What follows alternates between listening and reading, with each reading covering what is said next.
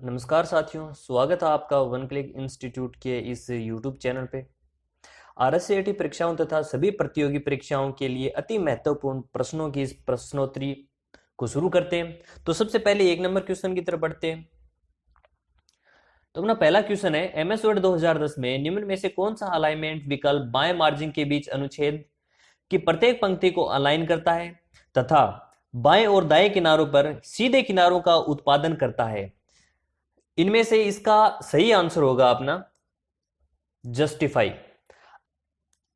अब देखिए, जस्टिफाई का मतलब क्या होता है, जैसे अपनी लाइनें हैं उनको पूरे पैराग्राफ को एक लेवल में लाने के लिए, एक लेवल कैसे, जैसे लेफ्ट साइड से जितनी भी लाइनें शुरू हो रही हैं वो पूरे किनारे से शुरू हो रही हैं एक ही रेंज में, उसी प्रकार राइट से भी जो है लाइनें पीछे की वो भी एक रेंज में हो। तो उस पैराग्राफ को जस्टिफाई करने के लिए जस्टिफाई ऑप्शन का यूज में लिया जाता है। यदि आपने माइक्रोसॉफ्ट वर्ड सीखा है, थोड़ा बहुत देखा है, तो आप समझ जाओगे कि जस्टिफाई ऑप्शन क्या काम में आता है। ठीक है, अगले क्वेश्चन की तरफ बढ़ते हैं। अगला क्वेश्चन है, डैश आईपी पते में डोमेन नाम का अनुवाद करता है। अब यहां पे डोमेन नेम किसका अनुवाद करता है? डीएनएस का करता है। अब देखिए, डीएनएस की फुल फॉर्म होती है डोमेन नेम सिस्टम। तो मैं यहां पे लिख देता हूं,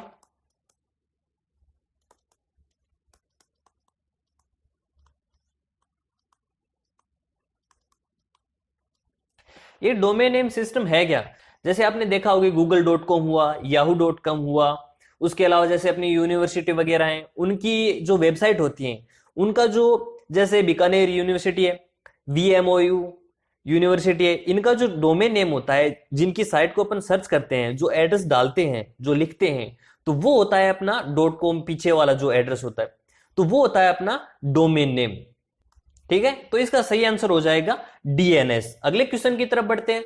अगला क्वेश्चन अपना, डैश इलेक्ट्रॉनिक्स सॉफ्टवेयर सेंसर और नेटवर्क कनेक्टिविटी के साथ एम्बेडेड भौतिक वस्तुओं का नेटवर्क है जो इन ऑब्जेक्ट को क्लाउड पर डेटा एकत्र और एक्सचेंज करने में सक्षम बनाता है।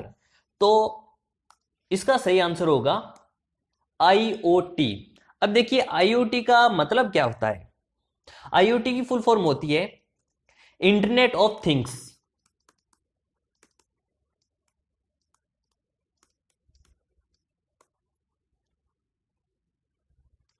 ठीक है, अब आईओटी काम क्या आता है? अब जैसे अपना गूगल असिस्टेंट है, गूगल असिस्टेंट को जब भी अपन बोलते हैं लिखने की जरूरत नहीं होती है, जैसे ही अपन बोलते हैं वो कमांड एक्सेप्ट कर लेता है। तो ये आईओटी मेथड के ऊपर कार्य करता है। इसी प्रकार जो वायरलेस प्रिंटर होता है, अपने फोन, अपने लैपटॉप से कोई भी कमांड देते हैं, उसके बीच में कोई भी वायर नहीं होती, फिर भी कमांड एक्सेप्ट कर लेता है। जैसे इसके अलावा जो अपना चार्जर होता है, वायरलेस चार्जर होता है, वो सारे के सारे आईओटी के अंतर्गत आते हैं। एक देखिए अगला, ये बिग डाटा है। बिग डाटा क्या काम में आता है? बिग डाटा देखिए, छोटे छोटे डाटाओं का एक बड़ा समूह होता है।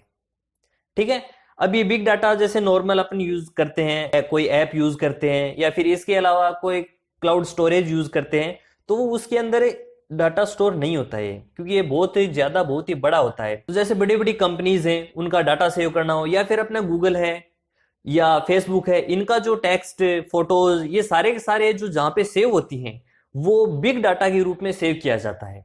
अगला देखिए, लाईफाई। अब ये लाईफाई क्या होता है? लाईफाई देखिए, जिस प्रकार वाईफाई कार्य करता है उससे थोड़ा सा ज्यादा स्पीड में कार्य करता है। जैसे लाईफाई वाईफाई की अपेक्षा में 1000 गुना नेट की स्पीड होती है। अब ये किस आधार पे कार्य करता है? इसमें कुछ एलईडी टाइप्स होते हैं, ये जो लाइटें हैं ये एलईडी हैं। अब जैसे देखिए, यहां पे इसका जो फोकस है ये पड़ रहा है यहां पे और यहां पे। अब देखिए, अगर अपन वाईफाई में क्या है कि एक दो यूजर ज्यादा अगर ऐड कर ले तो अपने नेट की स्पीड कम हो जाती है, लेकिन इसके अंदर अपने नेट की स्पीड कम नहीं होती है। इसके अलावा जैसे आपने देखा होगा, वाईफाई का एक और उदाहरण है कि अपना रिमोट है, रिमोट से जो बटन दबाते हैं अपन, तो अपने रिमोट के सामने एक लाइट होती है, वो ब्लिंक करती है, जिससे अपन जो भी कमांड देते हैं वो तुरंत अपना जो सिस्टम है, अपना एलईडी है या फिर टीवी है, जो भी है, वो तुरंत अपना रिस्पॉन्स करता है। तो ये लाईफाई है जो लाइटिंग के आधार पर कार्य करता है। अब देखिए जहां जहां ये एलईडी लाइट्स हैं, इस क्षेत्र कार्य क्षेत्र में जितने भी काम कर रहे हैं, तो सिर्फ और सिर्फ उसी एरिया में वो लाईफाई की रेंज होगी। अब मान लो थोड़ा सा यूजर आगे खिसका, तो आगे की जो लाइटिंग है उसके अंदर उस एरिया में आ जाएगा, तो ऑटोमेटिक कनेक्ट हो जाएगा।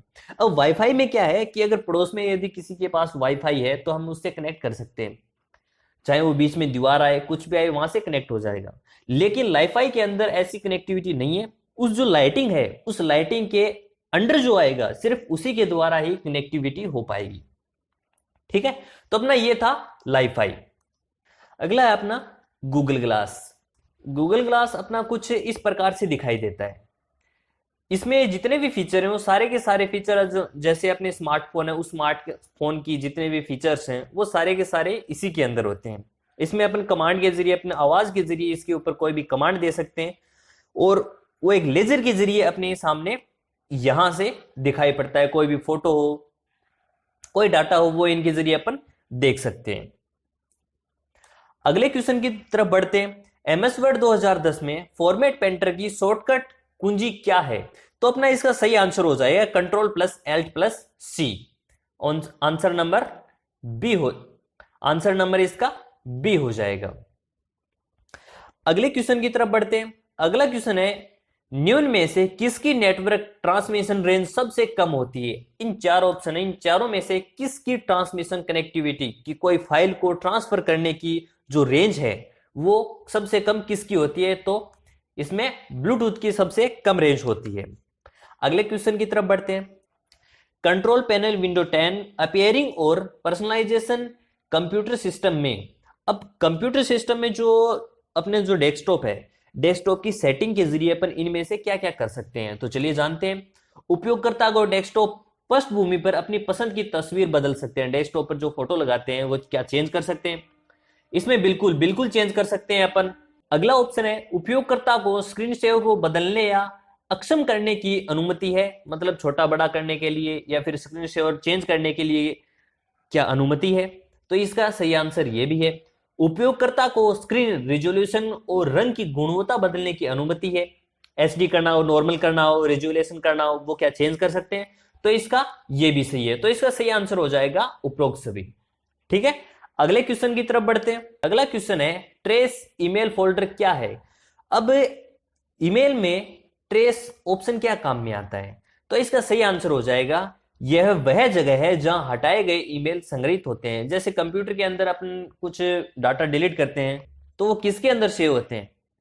तो वो रिसाइकल बिन के अंदर सेव हो जाते हैं। उसी प्रकार ट्रेस में मेल को अगर डिलीट कर देते हैं तो ट्रेस के अंदर सेव हो जाते हैं। ठीक है, तो इसका सही आंसर हो जाएगा, यह वह जगह है जहां हटाए गए ईमेल संग्रहित होते हैं या सेव होते हैं। अगले क्वेश्चन की तरफ बढ़ते हैं। अगला क्वेश्चन है, यदि आप एमएस एक्सेल 2010 में प्रिंटिंग के दौरान सभी पृष्ठों पर पंक्ति कॉलम दोहराना चाहते हैं तो आप इनका उपयोग कर सकते हैं। तो अपना इसका सही आंसर हो जाएगा प्रिंट टाइटल। अब प्रिंट ओरिएंटेशन क्या होता है? जैसे अपना पेज है, पेज की लंबाई चौड़ाई बढ़ाने के लिए काम में आता है। तो ओरिएंटेशन में दो ऑप्शन होते हैं, पोर्ट्रेट और लैंडस्केप। ये होता है पोर्ट्रेट, और कुछ इस प्रकार की अपनी जो फाइल होती है ये होती है लैंडस्केप। पेज साइज, पेज की साइज बढ़ाने व घटाने के लिए माइक्रोसॉफ्ट वर्ड में आपने देखा होगा, वो कितना बड़ा चाहिए आपको पेज, कितना छोटा चाहिए, उस हिसाब से वो सेट करने के लिए काम में आता है। स्कैन टू फिट, जब भी अपन कोई फाइल को स्कैन करते हैं तो उस पेज को सेट करने के लिए स्कैन टू फिट ऑप्शन को यूज में लिया जाता है। तो इसका सही आंसर हो जाएगा प्रिंट टाइटल्स। अगले क्वेश्चन की तरफ बढ़ते हैं। अगला क्वेश्चन है, एमएस पावरपॉइंट 2010 में एनिमेशन फ्लग का उपयोग है? किसके जरिए अपन एनिमेशन फ्लग का यूज करते हैं?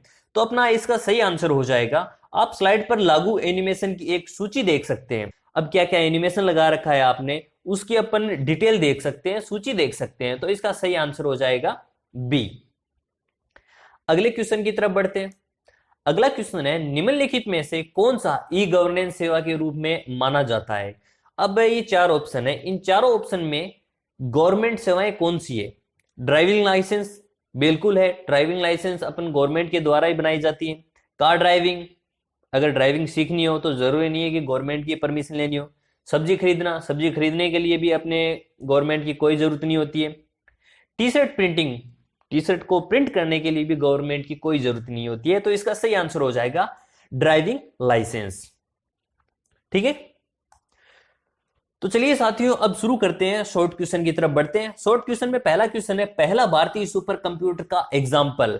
तो अपना पहला जो सुपर कंप्यूटर था उसका नाम था परम।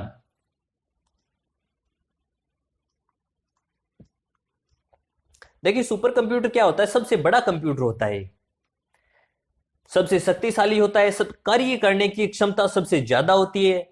तो जाहिर सी बात है कि इसकी जो स्टोरेज की क्षमता है वो भी सबसे ज्यादा होगी। तो ये है अपना सुपर कंप्यूटर। भारत का पहला सुपर कंप्यूटर कौन सा था? परम कंप्यूटर। ठीक है, अगले क्वेश्चन की तरफ बढ़ते हैं। इंटरनेट शब्दावली में आईपी का मतलब क्या होता है? तो इनमें आईपी का मतलब होता है इंटरनेट प्रोटोकॉल।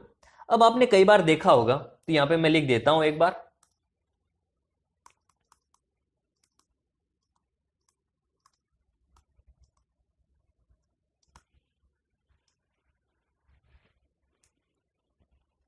ठीक है, आपने कई बार देखा होगा कि कुछ इस प्रकार की संख्या सी होती है, 312.632.000, इस प्रकार की आपने कुछ संख्या देखी होगी। ये होते हैं आईपी एड्रेस। अब जिस प्रकार को अपने नेट चलाते हैं तो आईपी एड्रेस के जरिए अपनी जो लोकेशन है उसका पता लगाया जा सकता है। पुलिस वगैरह गवर्नमेंट अपने लोकेशन चेक करना चाहे तो इस आईपी एड्रेस के जरिए ही चेक करती है। अगले क्वेश्चन की तरफ बढ़ते हैं। एमएस एक्सेल का एक उदाहरण है। एमएस एक्सेल किसका उदाहरण है? तो एमएस एक्सेल है डेटाबेस मैनेजमेंट सिस्टम का उदाहरण है।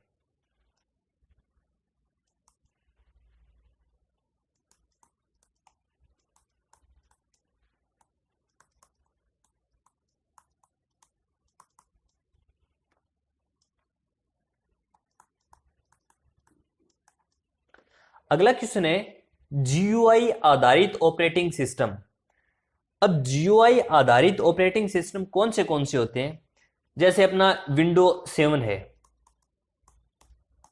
8 है, 10 है, एक्सपी है, ये सारे के सारे जीयूआई ऑपरेटिंग पे आधारित हैं।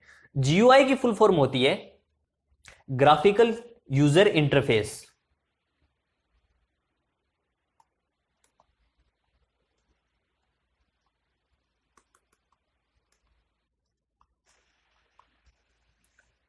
ठीक है, अब आपसे यदि पूछ ले कि सीयूआई क्या होता है,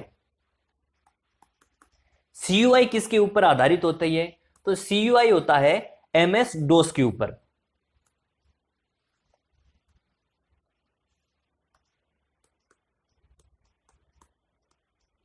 अब एमएस डोस क्या होता है, जैसे अपने विंडो में क्या है, अपने चित्र देख सकते हैं, फोटोज देख सकते हैं, ग्राफिक देख सकते हैं, लेकिन सीयूआई में क्या है, सिर्फ अपन कमांड डाल सकते हैं, वर्ड्स लिख सकते हैं। अब इस सीयूआई की फुल फॉर्म क्या होती है? Character user interface.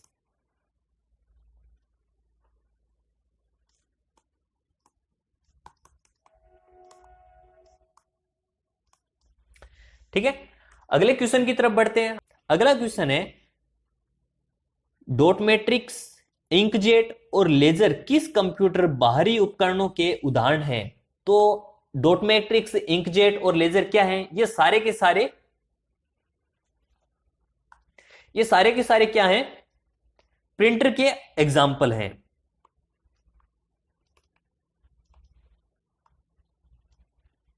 अब चलिए रिवीजन की तरफ बढ़ते हैं।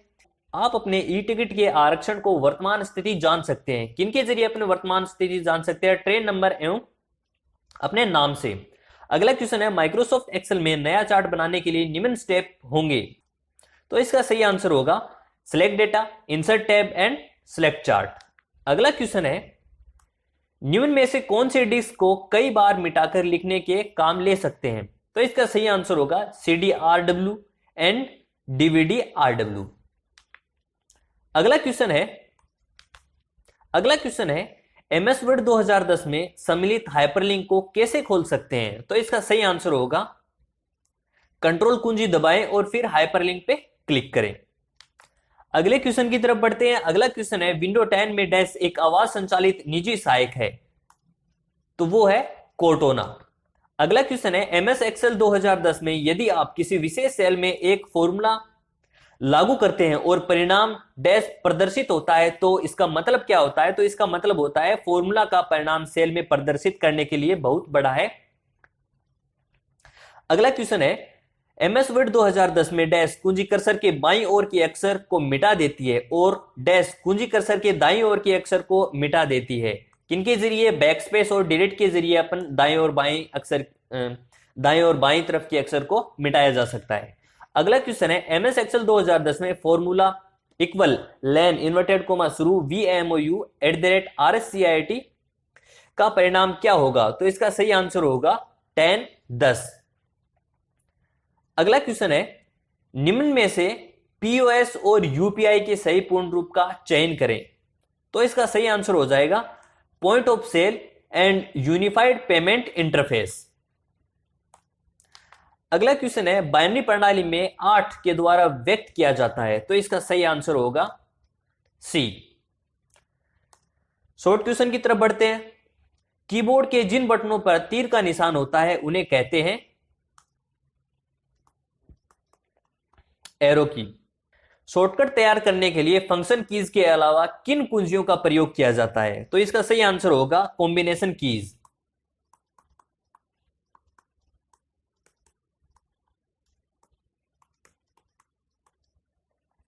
अगला है डीपीआई का मतलब। डीपीआई की फुल फॉर्म होती है डॉट पर इंच।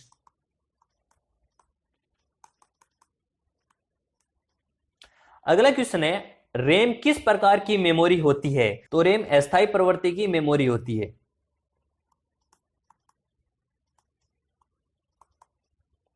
अगला है प्रथम पीढ़ी के कंप्यूटर किस पे आधारित थे? प्रथम पीढ़ी के कंप्यूटर वैक्यूम ट्यूब पर आधारित थे।